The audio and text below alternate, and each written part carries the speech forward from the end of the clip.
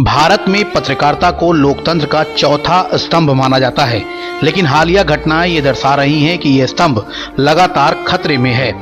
NDTV Bharat के पत्रकार निसार अहमद को मिली जान से मारने की धमकी ने एक बार फिर पत्रकारों की सुरक्षा और प्रेस की स्वतंत्रता पर बहस छेड़ दी है।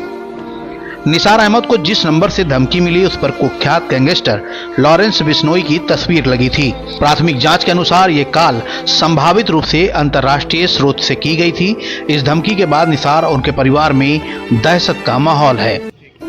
घटना की गंभीरता को देखते हुए पुलिस अधीक्षक कुंवर अनुपम सिंह ने नगर कोतवाल धीरज कुमार को तत्काल एफआईआर दर्ज कराने और जांच शुरू करने के निर्देश दिए हैं। हालांकि ये पहली बार नहीं है जब किसी पत्रकार को धमकी दी गई हो और अक्सर देखा गया है कि ऐसी जांचें कागजों में सिमट कर रह जाती हैं। इस मामले में वरिष्ठ पत्रकार अनिल द्विवेदी ने सख्त प्रतिक्रिया दी है और उन्होंने कहा है कि पत्रकार साथी निसार अहमद जी जो एनडीटीवी के जिला संवाददाता हैं, उन्होंने खबरें बहुत सी की हैं, ऑथेंटिक खबरें की थी कई विषयों को लेकर के। कल रात में उनको एक जो है व्हाट्सएप कॉल, जो इंटरनेशनल कॉल थी, उससे धमकी दी गई, जान से मारने की धमकी दी गई और ये कहा गया कि अगर तुम अपनी आदतों से बाज नहीं आओगे तो तुम्हें इसका परिणाम भुगतना पड़ा।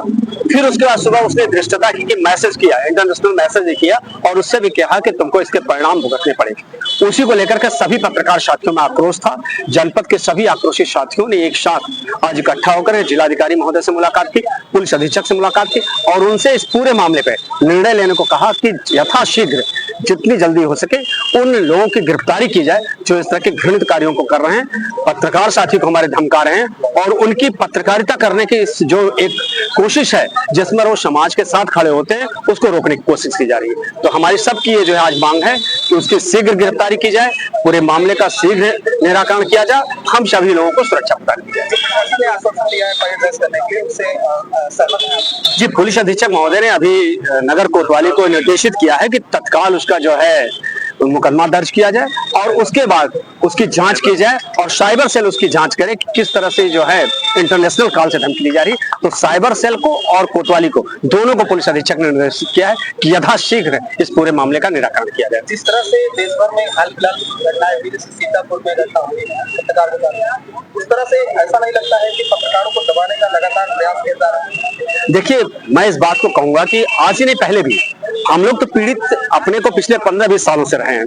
लगातार हम लोग के साथ ही होता रहा है कि पत्रकार चाहे सीतापुर के साथ ही चाहे जहां भी हो, उसकी जब भी खबरों पे बात की जाती रही, जिसने भी इस तरह से बात किया कि खबरों को एक निष्पक्ष तरीके से उठाया, उसको धमकियां दी गई, उनकी हत्याएं की गई, हम लोग आहत रहे हैं। कई बार हम सब साथियों ने मिलकर के धरना प्रदर्शन किया है, लेकिन वही ना ढाक के तीन पात रही। आज भी प्रशासन कुछ दिनों तक जब मामला गर्म होता है तब देखता है और फिर शांत हो जाता है। हम सब लोग लगातार इस बात की मांग करते रहे कि पत्रकार सुरक्षा कानून बनना चाहिए प्रदेश में और देश में। पत्रकार सुरक्षा कानून को पूरी मजबूती के साथ हम लोग उठा रहे हैं कि उसको बनना चाहिए और शीघ्रता से पत्रकारों की सुरक्षा पे कदम उठाना चाहिए। तो किसी जरूरत पड़ेगी, मैंने कहा इस बात को कि पत्रकार सुरक्षा कानून, जिसके तहत हम लोगों ने मांग की थी कि पत्रकार सुरक्षा कानून आए, पत्रकारों की सुरक्षा का विषय उठे और जिसकी मॉनिटरिंग कमेटी जो है वो इस तरह की बनाई जाए कि उसको मॉनिटर प्रॉपर शासन द्वारा किया जाए। अनिल द्विवेदी का मानना है कि केवल एफआईआर दर्ज कर लेना पर्याप्त नहीं है, बल्कि दोषियों को सजा दिलाना ही असली न्याय होगा। कांग्रेसी नेता वरुण मिश्रा ने घटना को लेकर प्रशासन की निष्क्रियता पर सवाल उठाए हैं। उन्होंने कहा है कि देखिए, इस सरकार में चाहे पत्रकार हो, नौजवान हो, महिलाएं हो, कोई भी सुरक्षित नहीं है। जिस तरह से विशेष रूप से सुल्तानपुर जनपद में इस समय वारदातों की भरमार है, उसी कड़ी में अब पत्रकार भी सुरक्षित नहीं है। मैं समझता हूँ बहुत दुर्भाग्य का विषय है और खबर चलाने पर अगर किसी पत्रकार को धमकी दी जाए तो मैं समझता हूँ कि इससे बड़ा दुर्भाग्य कोई हो नहीं सकता। सुल्तानपुर पुलिस को तत्काल इस घटना को संज्ञान में लेते हुए और जो भी इस घटना के पीछे है उसको गिरफ्तार करके तुरंत जेल भेजने का काम करना चाहिए। वरुण मिश्रा ने यह भी आरोप लगाया है कि पत्रकारों को डराने धमकाने की घटनाएं बताती हैं कि या तो कोई ठोस सुरक्षा नीति मौजूद नहीं है या फिर उसे लागू करने में इच्छा शक्ति की कमी है। देखिए, ये पत्रकार का मामला है तो बहुत ही संगीन है और गंभीर है, और क्योंकि पत्रकार चौथा स्तंभ होते हैं किसी भी समाज के संविधान के, और अगर पत्रकार नहीं सुरक्षित है तो इस देश में कौन सुरक्षित है। और ये पहली बार नहीं कि ये धमकी दी जा रही है, इन धमकियों को पहले भी कई पत्रकारों को दिया जा चुका है और कई तो बेचारे आज की डेट में हमारे बीच नहीं है।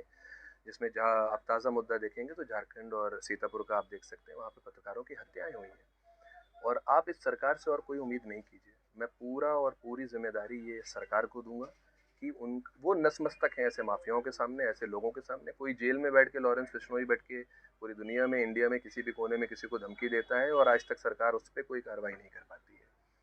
अगर ऐसा हुआ है तो लोगों को सोचने की ज़रूरत है कि जब पत्रकार नहीं सुरक्षित हैं तो आप देश में कहाँ कैसे सुरक्षित हैं। और पत्रकार का काम है सच को दिखाना।